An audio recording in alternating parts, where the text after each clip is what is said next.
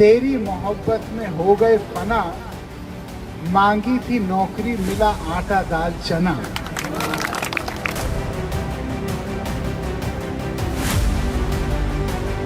BJP ने मौजूदा सांसद वरुण गांधी का पीलीभीत से टिकट काटकर उन्हें बहुत बड़ी सजा तो दे दी है, लेकिन इसके पीछे एक पूरी कहानी है जो हम आपको अपनी इस रिपोर्ट में बताएंगे कि वो कौन सी वजह थी जो खिलाफ गई थी वरुण गांधी के, जिसका खामियाजा उन्हें इस चुनाव में भुगतना पड़ा। सियासी पंडितों की माने तो इसके पीछे उनके वो बयान थे जो सरकार के खिलाफ थे। बात है पिछले साल की, जब वरुण गांधी हमेशा की तरह अपने संसदीय क्षेत्र पीलीभीत के दौरे पर आए थे। उस वक्त उन्होंने अपनी सरकार के खिलाफ मोर्चा खोलते हुए कहा था, राजनीति में कुछ लोग अपनी चिंता में लग गए हैं, लेकिन देश को ऐसे नेता नहीं, ईमानदार नेता चाहिए।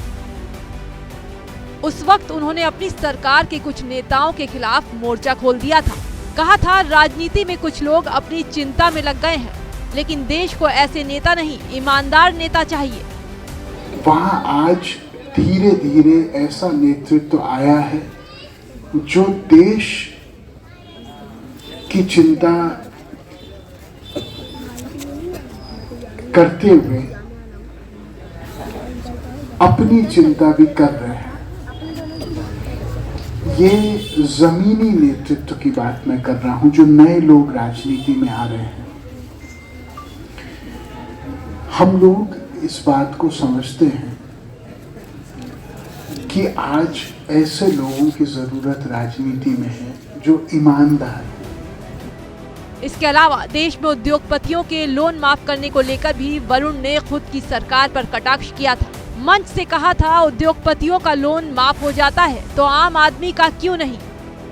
हम लोग लोन व्यवस्था की बात करें, मैं लोन की बात क्यों कर रहा हूँ, क्योंकि आम इंसान के पास कोई साधन नहीं है लोन के अलावा अपने सपनों को साकार करने के लिए, बिजनेस बैठाने के लिए, पढ़ाई करने के लिए, शिक्षा दीक्षा देने के लिए, अपने स्वास्थ्य की रक्षा करने के लिए।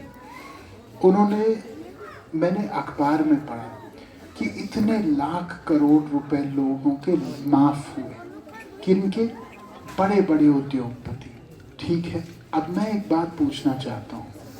मैं समझ सकता हूँ कि उद्योगपति के लोन इसलिए दिए जाते हैं क्योंकि उनके द्वारा रोजगार पैदा होता है। ठीक है, आप लोगों का कोई लोन माफ हुआ है?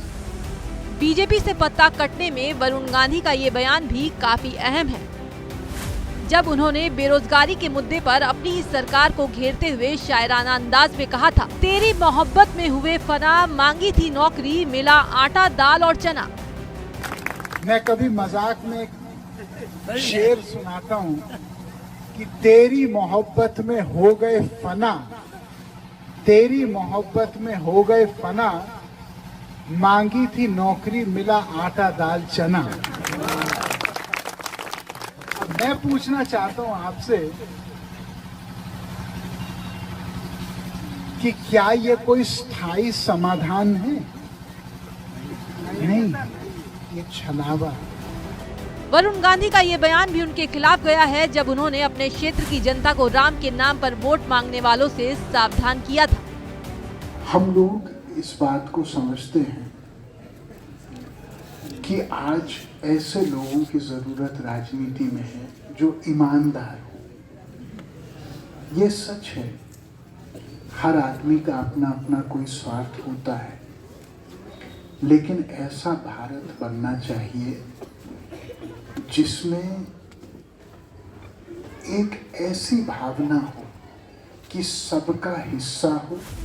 वरुण गांधी को सजा मिलने के पीछे एक बहुत बड़ा कारण ये भी था जब उन्होंने नौजवानों के मुद्दे पर केंद्र की मोदी सरकार से ही सवाल पूछ डाले थे। हमारे देश में अगर एक आदमी का खून गिरता है तो पूरे देश का खून गिरता है। जब एक नौजवान का सपना टूटता है तो पूरा देश का सपना टूटता है। यह सवाल किसी दूसरे का नहीं है। आग कहीं और से शुरू होती है, मोहल्ले में घर हमारा भी है। हम लोगों को ये तो सिर्फ बयान है, लेकिन सिर्फ बयान ही नहीं बल्कि वरुण गांधी के टिकट कटने के पीछे उनके एक्स पर किए गए वो पोस्ट भी जिम्मेदार हैं।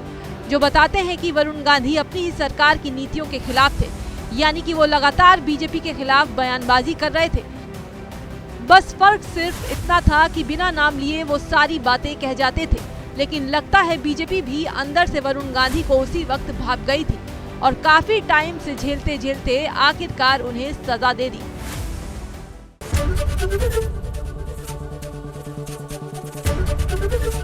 एबीपी गंगा, खबर आपकी, जुबान आपकी।